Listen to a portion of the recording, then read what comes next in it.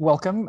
My name is Dennis Lim. I'm the director of programming for the New York Film Festival, and I'm very pleased to be joined, not in person, but remotely, by the director of Benedetta, the great Paul Verhoeven. Thank you, Paul, for joining us. It's a pleasure. I was going to. I hope for the audience too. People listening will just have seen the film at one of its screenings. I thought I would start by asking you to, not specifically about the film, but to talk a little bit about religion. We've talked about this before. I know you do not come from a religious background, but you take religion very seriously. You're somebody who studied about the life of Jesus. You've written a book about Jesus. So can you tell us where your interest in religion came from? When did it start for you? Well, it had to do with something when I was in my 20s, when I was in a sort kind of a crisis, and went to there was a woman that addressed me on the street, in fact, and saw that I was a little bit psychotic, you could say. Anyhow, she said, Jesus will help you. And so I went to the Pentecostal church for a couple of weeks, and then I found out that it was not true. It took me time to find out that, yes, when the pastor, the minister would say, thank you, Jesus, that you are with us. Yes, I felt that Jesus is there. But then I started to realize slowly that Jesus, or whatever I felt, was really provoked by the organ music, and that it was part of my own brain, and that there was basically no Jesus there. And in fact, it's impossible. In my opinion, of course, and that there are a lot of people feel that Jesus came back, but I think that is really impossible. Yeah. Was there a particular? There was a period that I was a believer, but it's really short, a couple of weeks, and but then later, of course, I started to realize that I didn't know anything about Jesus, and I was, perhaps because of what happened there in the Pentecostal church, I started to be interested in the person Jesus. And then I started to read more and more. And I think about now I collected about 1,000 books about Jesus. So they're upstairs. They're not the things that you see behind me, but it's upstairs. And because, of course, the figure and what the teachings of Jesus are so important for, let's say, European and American culture, that has influenced us for thousands of years, in fact, 2,000 years, but nearly now. And I felt that was interesting and important to understand and why, but I wanted to know what did really Jesus do and what did he say? So my whole investigation about Jesus is about the historical Jesus. So I'm still buying books when there is something about Jesus that they invented or whatever. There's a new gospel or this. I mean, these things happen. You find a papyrus and then it's a new gospel or not, or it's a fraud or this. And yeah, I follow all that. And so I have an enormous respect for Jesus as a historical figure. Was there a moment, you described this, being a believer for a brief period and then not believing? Was there a particular moment that sparked that realization for you? Yeah, it had also to do with my girlfriend being pregnant. And then I didn't know, that was basically would force me to take a job and whatever. So that was a really, at that time, I was in my 20s, that was, let's say, a crisis. And that was solved for 3 weeks till I got to my friends, one of my study friends, whose father is doctor. And basically then he said, do you want that baby? And then Martine and I both said, no, really not now, later. And then they said, go come to the hospital. It was forbidden at that time. Abortion was forbidden in Dutch, right, in Holland. Yeah. I mean, not for 10 years later, it was opened up. Yeah, abortion is legal in Holland, but already for 30, 40 years. So that crisis basically provoked the Pentecostal church. Yes. Right. And my interest in Jesus, that is transformed by my own brains, apparently, transformed in my, let's say, historical interest in Jesus.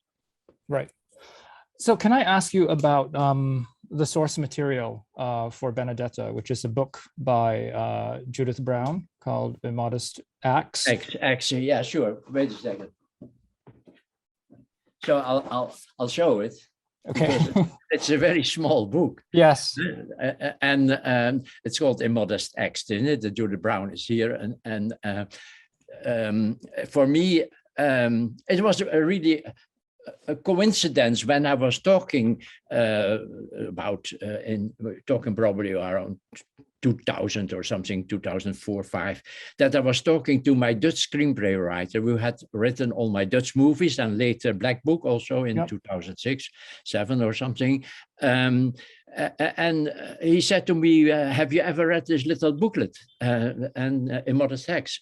And I said, no, I don't know about that. And he gave it to me and said to me, well, I think this could be a movie. So I took him seriously because we had done already 5, 6 movies and a television series together. So when he, and mostly things that came from, that Gerard found and then transformed into screenplay. So I followed up by reading it.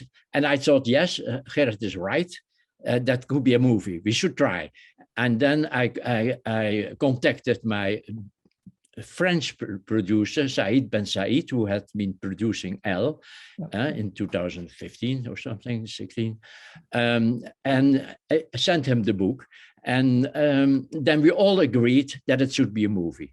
It is such a special thing. That's something so strange. If you read the book, of course, because you have here in the book, you have, let's say, the document tells you what 2 women called Benedetta and Bartolomea said during the trial that was around 1610 to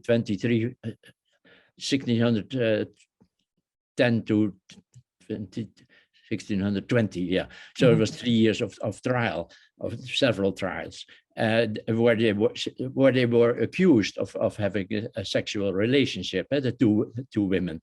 And I think that is so unique. There is no, let's say, out of that time, medieval time, there is not the notes of a trial anywhere else about a lesbian relationship. This is the only case that we have that basically where where we know what was said during the trial by the two nuns, and that's the only case. I mean, it's even let's say a miracle that we found this, because it was completely coincidence. Well, Judith Brown went in the 80s. She went to work on a project, a historical project. As she is a professor at Stanford and history, and but she was looking at something very special, and it was therefore came in the archives of the State Library of Florence.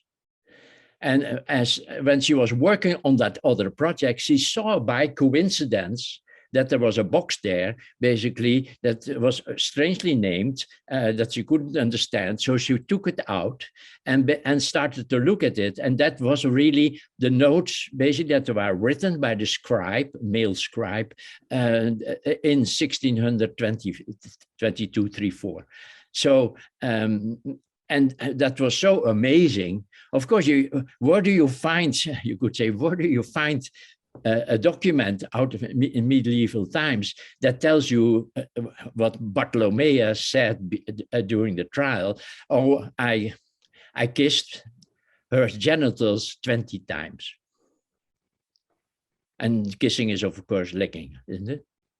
So, I mean, where do you find that? It was so unique that that this was found, that we felt that it was wonderful to show that, you know.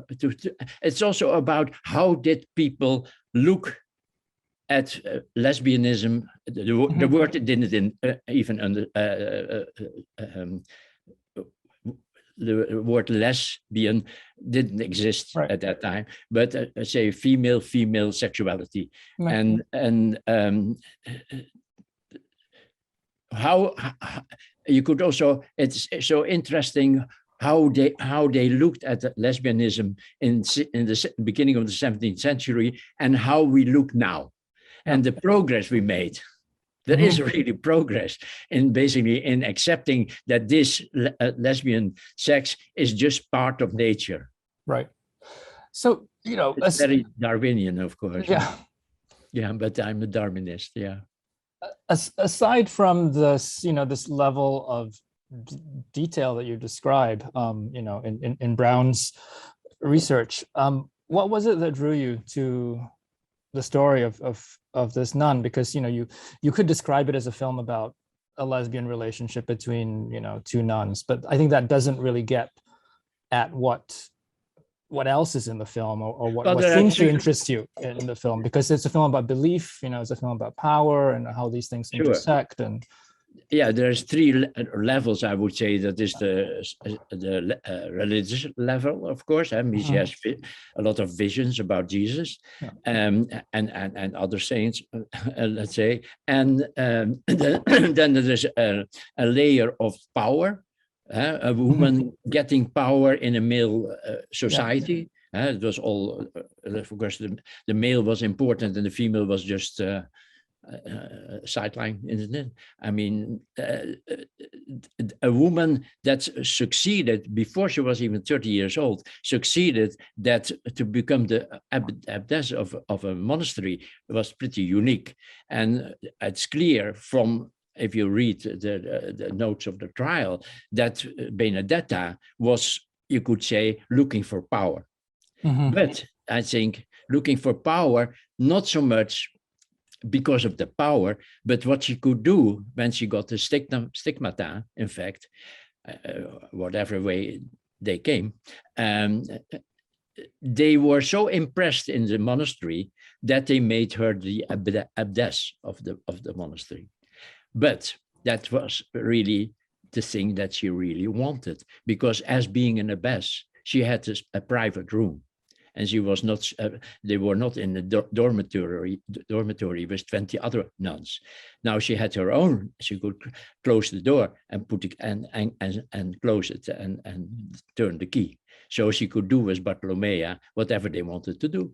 Right. So it was, the movie is about power, certainly her attaining power, but there is also immediate, let's say, something very pragmatic. In her power, she uses mostly to be able for a couple of years to have a sexual relationship with Bartolomea. So, and then of course there's the general church politics, basically, that is at that time was, of course, have to step back a little bit a moment, realized that in 1532, so about 100 years earlier, Charles V basically had an edict saying that if a woman would have sex with another woman, she should be burned on the stake. That was in 1532.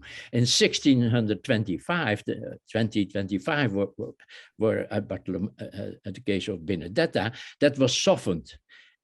Of course, you would be punished if as a woman, if you had sex with another woman. You would be punished in very different ways, but you would not be burned. But if you would use an instrument, as we see in the film, then basically you would be burned at the stake. Okay. So that was the position that we basically used in the movie. Yeah. Right. So that isn't in Brown's book. The sex toy is not part of the book, but that you introduced that because of the stake, not the stake. No, the dildo is introduced in the book by other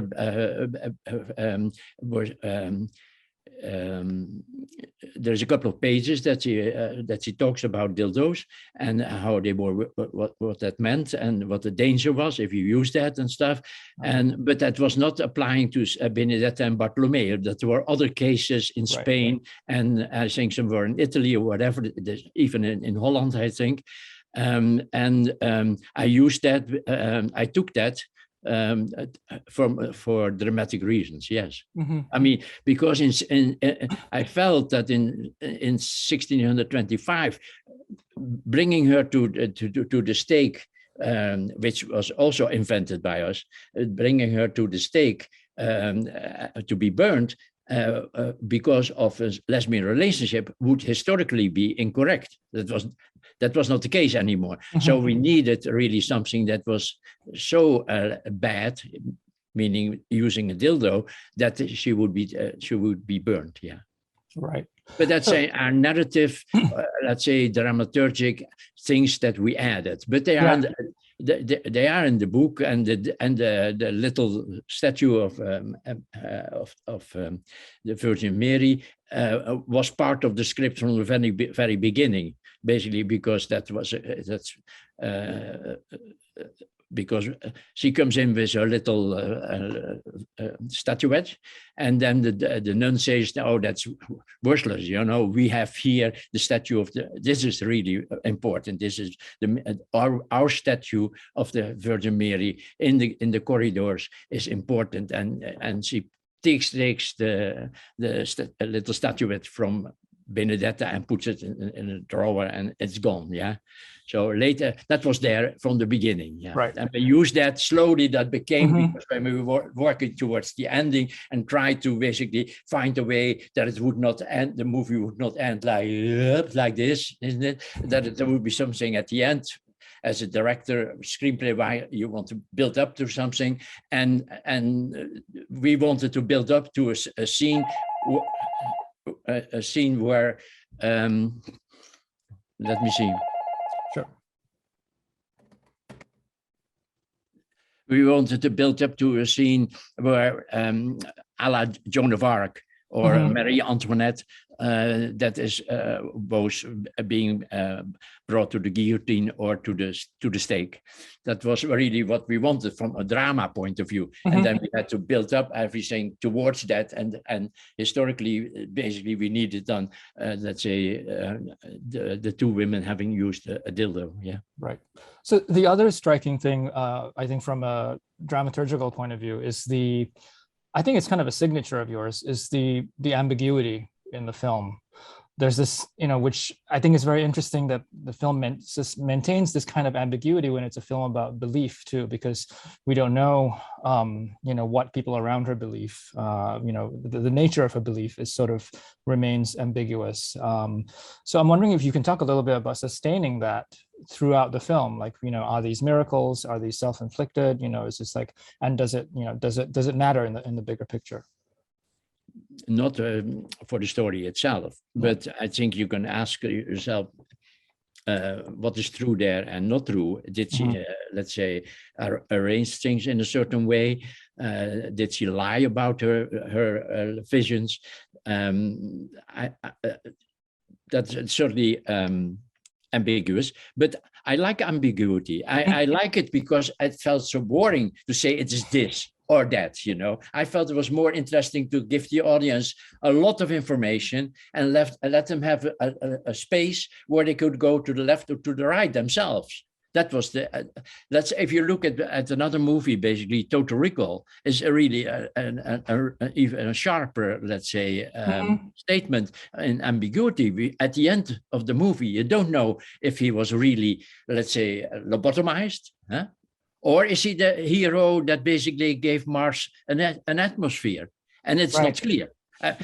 Throughout the whole movie, we made clear, I think we succeeded to leave it in the middle, not telling it is really. Dr. Etzmar comes in and say you're still basically in a dream, still on Earth, you just all a dream, And at the end, of course, it's still unclear if it was a dream, you know. The last line is, let's kiss before we find out that it's true, that it was a dream, you know. Right.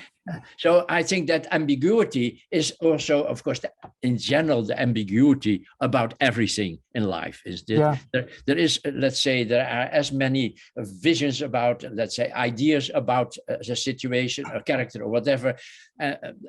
You cannot say it is this or that. I feel that it's a little bit this or perhaps that, but that's part of. I mean, the only thing that is really true is mathematics, you know. The rest is guessing and hoping that it's true, but mathematics really is absolutely true. Yeah, I know, and you're a mathematician. But it's funny because I went into a completely different direction later. But I have always thought, okay, let's say if you study mathematics, and I did it on the theory of general relativity, then you get another, you look at life in a different way. Yeah. You say, how is it possible that basically in the universe, it's completely ruled by mathematics? But I think what you were saying about how this describes many of your, it's not just, Total Recall, but, you know, Basic Instinct is another film that I think has an ambiguity that's sustained. Even Elle, I think, you know, has a certain, like, we don't know exactly like where she stands. Well, certainly you don't know where the wife of the rapist stays. Exactly. She seems to be, let's say, a Roman Catholic, very let's say Christian woman, isn't it? That prays and asks everybody to pray before a dinner. She talks about Jesus and whatever. And then later, at the end of the movie, you find out she knew everything about her husband. That what he was doing was his sadomasochistic approach and the rapes he did, basically. And she seems to think, thanks Isabelle Huppert, that she gave her husband the possibility to have all these interesting S&M sessions. Well, that's a good segue to talk about the actress who plays that part, and of course is Benedetta herself, Virginie Efira. Can you say a little bit about putting this, I think, really amazing cast of especially women together, you know, Virginie, Daphne Patakian, Charlotte Rampling. I mean, casting, was that an important part of the process for you? Did you already know, since you knew Virginie from the previous film, do you have her in mind already? Yeah.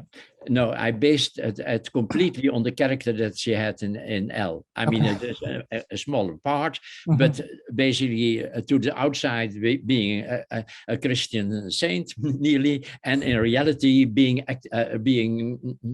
helping her husband to have sadomasochistic sex with raping other women. So I think that's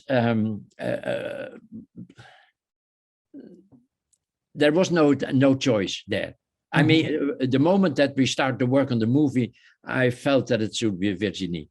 And we never did auditions or whatever. I asked her, basically, I gave her the script and said, do you want to do it? And then she said, she read it and said, yes, let's do it. And that was all, you know. And then we started, then you talk a little bit about the character or whatever, but there was no discussion in any way. It was immediately clear to me, absolutely clear, that it should be Virginie Efira. Of course, with Bartolomea, with Daphne Patakia, that I didn't know her. She came to the auditions, and when she was doing a scene, we were testing her. It was, in fact, when the lightheartedness that she brought to the character is really made me.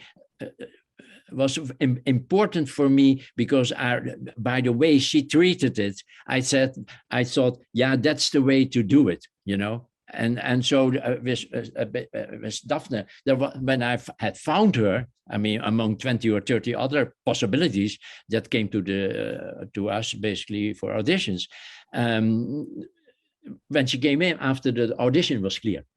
So and Charlotte Rampling, of course, I knew from her movie, so I mean, I didn't test her either, you know.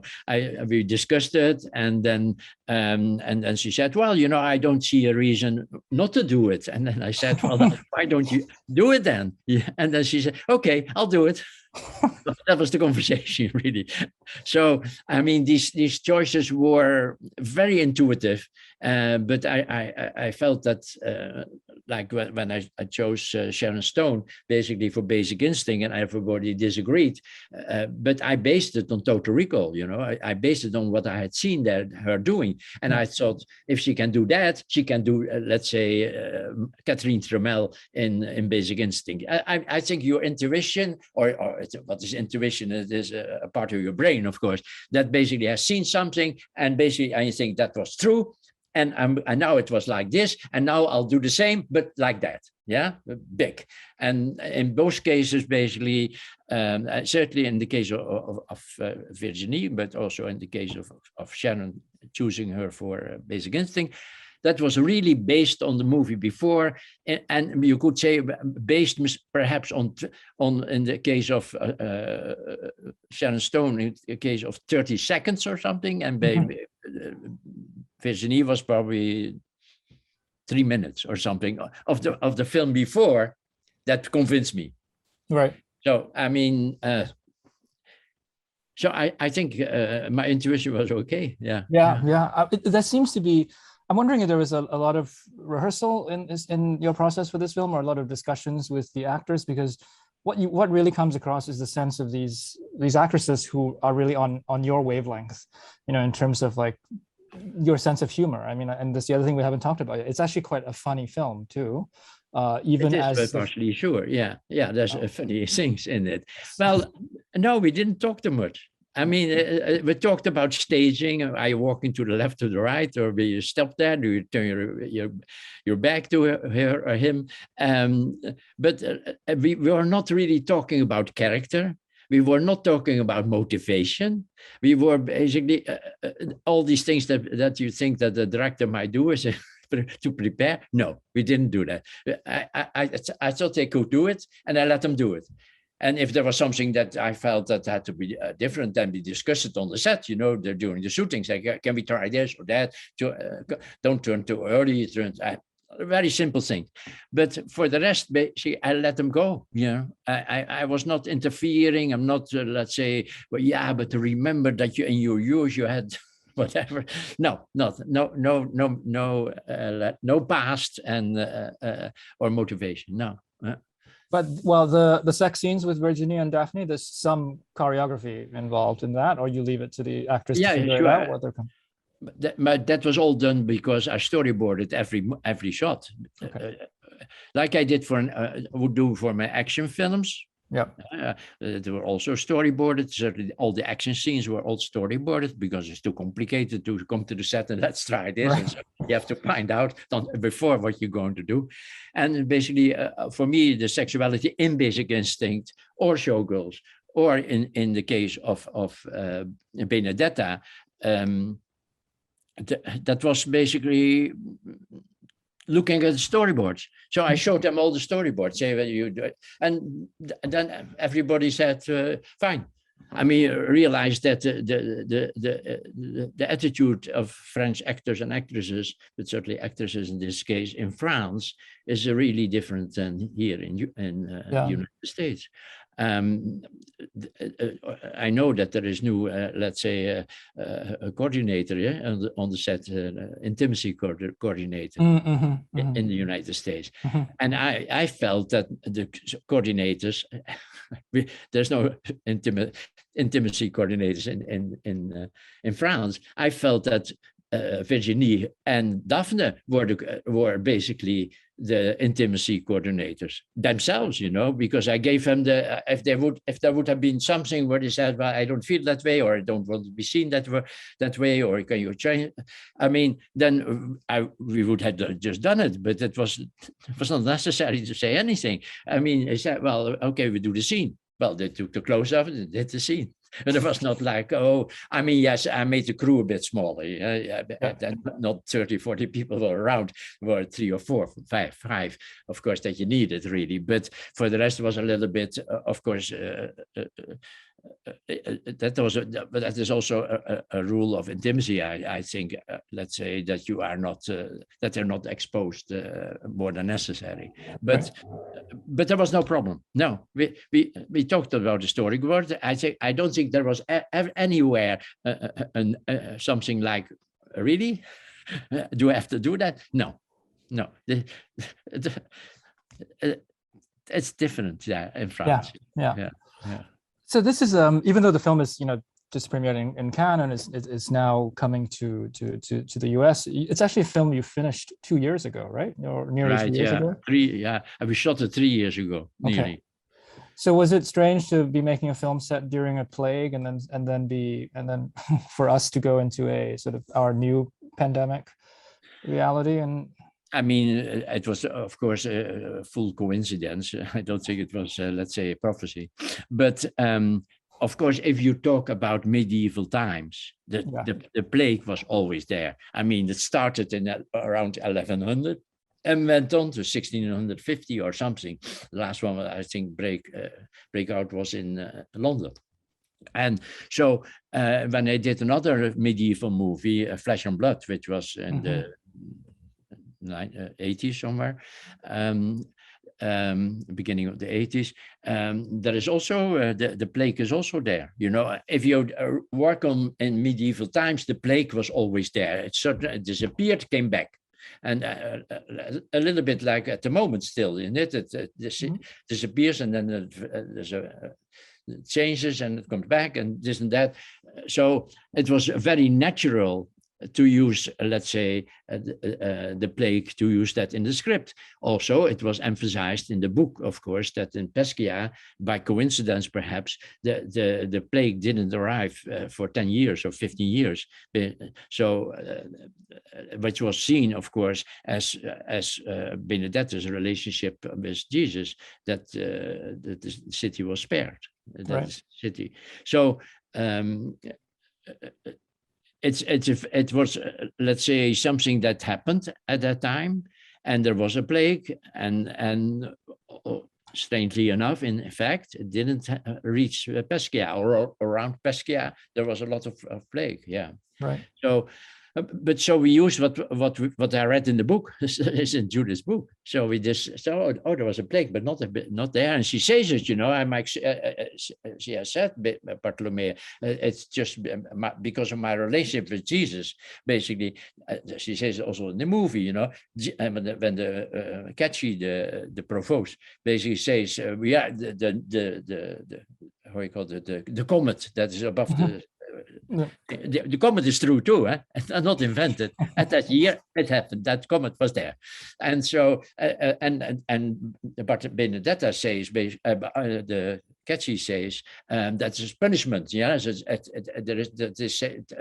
God is telling us to the meteor that you will be punished. Pescia will get the plague, and we will all die. And then she walks up to the statue of Jesus, saying that's not true. That the meteor says Jesus is with us. He will. It is saying that Pescia will be protected from the plague. Now, that's all. I take it from the book, right?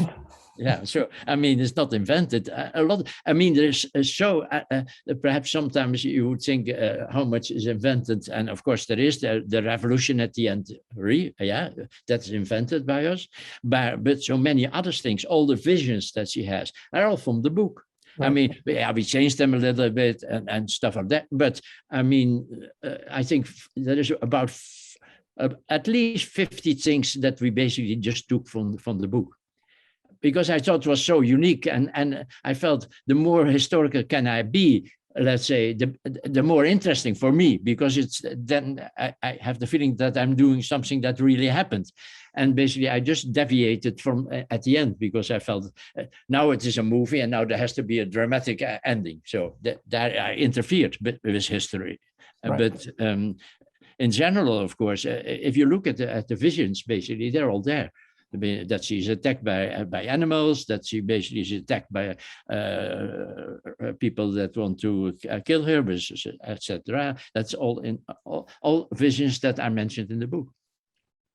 So last question for you, Paul. For me, I think you're a filmmaker whose films have really been a really telling, like, interesting indicator of their times. Not just the films themselves, but how they're received, I think, tell us something about the moment that we're in. I don't know if you remember the when we had you in New York for your retrospective, we showed Starship Troopers the week that Trump was elected. And so that was like a really, I think, to watch Starship Troopers in the very first days of the Trump was a really, so I'm just wondering. Also, that was coincidence, although it was based on intuition. I mean, of course, it was also Heinlein, of course, the writer of the book and stuff, but that was really, let's say, militaristic or fascistic. So we changed a bit the tone of that, but we were really thinking that this would be this kind of development in the hello. I'm disturbing. I need to. Yeah, you're certainly disturbing. Yeah. Yeah. What is it now? We're almost finished. Sorry. No. I need a thing from the computer. Okay, we'll be done in 2 minutes. So. Oh, okay. We stopped 2 minutes. We'll be done. No, let's just finish up this question, and then okay. and then we'll let you go. Where were we? We were talking about just coincidence. Starship Troopers, a film that I think was very differently received when it first came out versus today. I remember. So we thought at Newmar and I that there was a possibility that let's say the United States might go into a right-wing direction, at that time. And the film starts with the teacher, Michael Ironside, that says, after the failure of democracy, etc., etc. Yeah, that is the statement already from the beginning. And but we did not think that it would really happen. Right. We think it could happen, and then we took that as a film, of course. But it turned out that it was closer to reality than we thought. Yeah, right. Yeah. Absolutely. What I wanted to ask you was, based on the reactions to Benedetta so far. I mean, you've made films that have provoked or maybe even shocked audiences over the years. And I think the reaction of the audience says something about the cultural climate of the time. What do you think of today's, what is the cultural climate we're in, based on conversations you've had about Benedetta so far? There is, of course, a movement towards, let's say, Puritanism. Eh? Mm-hmm. I mean, sexuality is really... it looks like people are afraid of showing sexuality, have become that. Basically, that's something like a religion. You cannot touch it, and that is more and more visible, of course, in the politics. I have the feeling that that we are drifting. Yeah.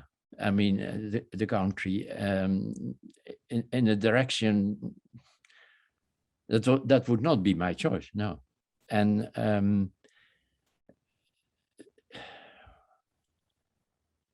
of course, there is also a strong movement here that is